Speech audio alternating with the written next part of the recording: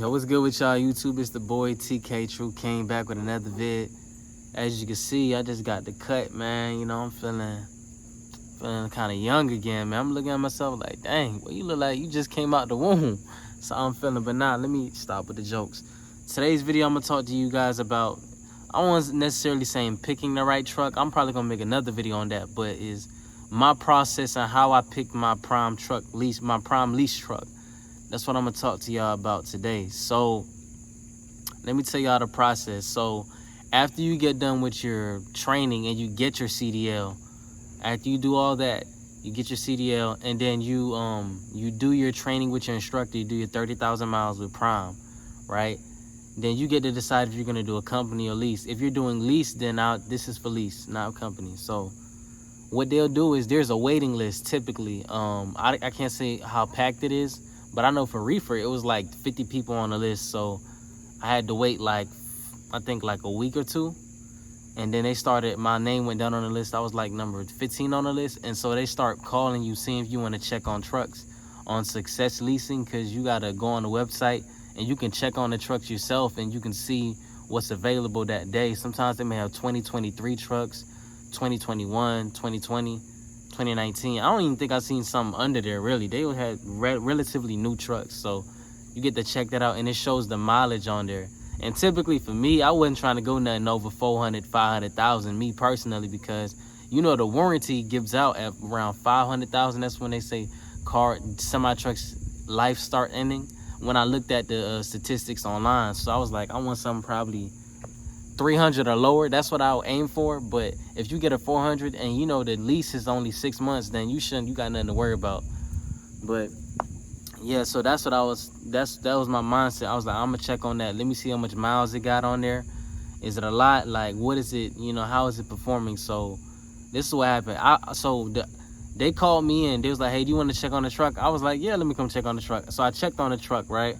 And with this in particular, I did my little pre-trip, looked on it. But what I noticed was the tires, obviously the tires can be changed, but back then I was paranoid. You know what I mean? Everything was looking good with the truck. It's just the tires kind of looked bad and the ports weren't working. You know, the little cigarette lighter thing, I think that's what you call it, the thing you plug in and you can put your USB in. I don't know what they're called exactly. So I checked those weren't working. And that's the reason. I didn't like the smell. And I didn't like how it smelled, and it smelled like cigarettes a little bit. So I was like, I don't even want this one. But nah, the only problem with that one was the tires and then the smell. But everything else, there was no leaks, no nothing. But I just told them no, because this one, it had like 400,000 miles on there. That was another reason too, I believe. Yeah, so it didn't meet certain requirements that I had before I went in, because I told myself if it's not a certain mileage or if it's not a certain smell, then I'm not rocking with it. And it didn't meet two of the requirements, so I was just like, no. That's how I felt. So after you tell them no, you get two more. Like, you can tell them, you can look at 2 semi trucks, right? And after 2, they stop. You don't get paid no more after the wait time, because they're like, hey, you done looked at 2 and you didn't pick one yet. So that's what they try to do to get you to go pick one. Don't worry about that, man.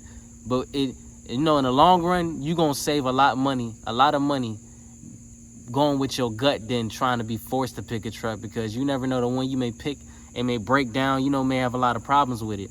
And another thing too, I would say, when you're checking on the truck, they have the previous history on the truck, so you can see all the work that's been done on the truck. So I asked them for that too, and I seen the work on the first truck. And the first truck wasn't really bad. It was good. There was not that much leaks. It was just battery, tire changes. There wasn't any bolts like broken or anything like that, and maybe a little leaks, but it wasn't like bad from what I seen. So the only thing, it just was the mileage, and then the smell, and the tires could have been fixed. So I told them no, I denied that. So I had one more time to deny truck, and then the second time they stopped paying you. So the next truck, man, it actually was like 300-something thousand miles. I was like, okay, cool, we could work with this. So I was like, let me check it out. Now that one, the ports were working, the tires were good.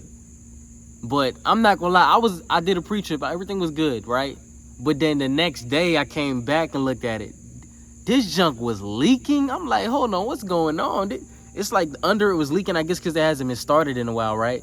And you know the AC blowing, people say it's the AC. No, there was multiple leaks on that thing. It was the oil was leaking, the AC was leaking, but that's how it's supposed to be when you turn the AC on. It was something else that was leaking. I don't know what it was, but I was just like, yo, this thing had like leaks on each side, like boom, left, right, on the passenger side, driver's side. I'm like, oh, now I'm not rocking with this. So I seen that. But at first I was kind of paranoid. So I asked someone else, I'm like, hey, is this a bad leak? Is this a good leak? And he was like, oh, nah, that's oil leaking. I wouldn't even rock with this. I was like, all right, cool. I told him, nah, I'm not rocking with that. And so I was like, dang, I'm not going to get paid no more. That's how I was feeling, man. I was like, dang it, now I got to wait. Who knows how long I'm going to have to wait. You know, maybe I should just wait for a new truck. Because sometimes they be having them 2023, 2022 brand new trucks ready for lease. You just got to be on the waiting list and wait. Just keep waiting. That's what another friend of mine did. Like, he got a 2023 truck because he was just waiting. Like, he was like, I don't care. I'm going to just wait. You know, I'm going to wait. Because if it ain't what I'm looking for, I'm not going to force myself. Because this is a business at the end of the day that I'm about to run. So that's what he did with that. So the third truck I got to look at, man, I came in there, I'm thinking, man, this is going to be, I'm just going to wait on a new truck. That's what I was telling myself, right? So the third truck that they called me in to come check on, it had 292,000 miles on it. So I'm like, okay, cool. Let me check this one out. So I did a pre-trip on it. I checked on it. There were no leaks. The tires were okay. And I know an annual inspection was coming up. You know, after you get to 300,000 miles, you got to take it in for a checkup. That was coming up. So I had them do all that. I had them switch out and give me brand new tires. And the ports weren't working, but I had them to fix that too and then fix the AC. So they fixed all that. And I was like, you know, I had to really pray on it. Honestly, I was like, dang, is this the right decision? Lord, just guide me. And, you know, it was the right decision. So I ended up going with that truck. It was 292,000 miles. It runs smooth, runs good. It hasn't given me any problems. Like, it really hasn't. The only reason why I had to go to a shop was it was something to do with it was a battery, modulator battery. And that's just something to do with the sensor. Everything was just acting up. I'm pretty sure if you look at my other videos, you'll see what the problem was. I'm pretty sure I talked about it. You know what I mean? But that was the process of picking my truck. You know, I went through 2 trucks to get to the third one that fit all the requirements. It was around 300,000. You know what I'm saying? Not over 400,000. You know, everything was working properly. It didn't smell, you know, and the things like tires, things like tires, ports, and checkup, filling everything, oil, all that, coolant, that everything, those minor things, they can fix that. That's no problem. So I rocked with that one, and it's been treating me good, man. I've been generating some money. But like I said, I'm gonna get on that in a later video. But that was my process of picking a prime lease truck. Just being cautious. Make sure you're checking. If it's not what you want or fit, don't feel forced or pressured into taking it. Because once you sign that lease, you sign that lease. And then the beauty of this lease, it's not even for long. It's for 1 year. And it was actually not even a whole year. It's like probably 8 months. Because when I signed it, it was like May something. And it's not, and the next time it's due is probably, it was a little bit before the date that I signed. So it's not even a full 12 months. But nah, I'm loving it, man. I've been learning about the business. It's been good for me. So that was my process, and I'm gonna make a whole nother video on leasing and how to pick the right truck. You know, this I just talked about my experience really. So yeah, I'm gonna talk to y'all a little later, and make sure y'all keep spreading the videos and giving me support. I really appreciate it. And shout out to everyone that support. I really appreciate y'all. Shout out, man. Because people have been coming up to me saying they watch my videos. That meant a lot to me. So now I'm really trying to take it more serious. I was serious before, but now I'm extra serious. You know what I mean? We almost at 100 subscribers. Let's get there, man. Let's get to 1,000. Let's get to 10,000. Let's get to 20,000. That's all we trying to get, man. We just going up. The only direction is up, man. We can't go down. Only time I go down is the time I choose to get ready for the race. You know what I mean?